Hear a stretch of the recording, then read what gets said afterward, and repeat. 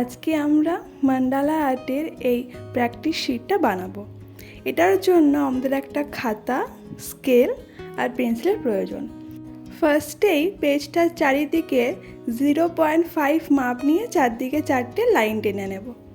লাইনটা টানা হয়ে গেলে এরপরে 0.5, 1, 1.5, 2, 2.5 এইভাবে মাপ নিয়ে নেব।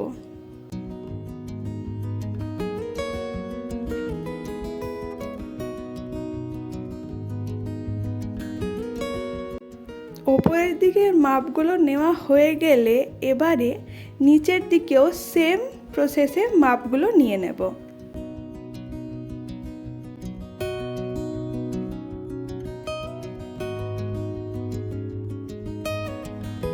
মাপ নেওয়া হয়ে গেলে ওই পয়েন্টগুলো বরাবর লাইন টেনে নিচ্ছি।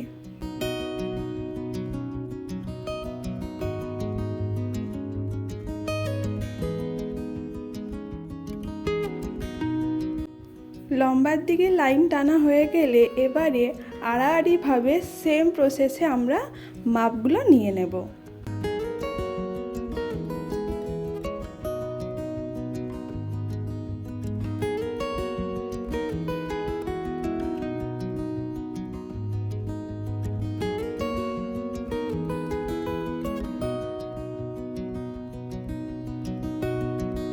মাপগুলো নেওয়া হয়ে গেলে সেই পয়েন্টগুলো বরাবর লাইন টেনে নেব। যেহেতু পেজটা অনেক লম্বা ছিল তাই স্কেলে ধরছিল না, তাই মাঝখানে আমি আরেকটা পয়েন্ট করে নিয়েছি।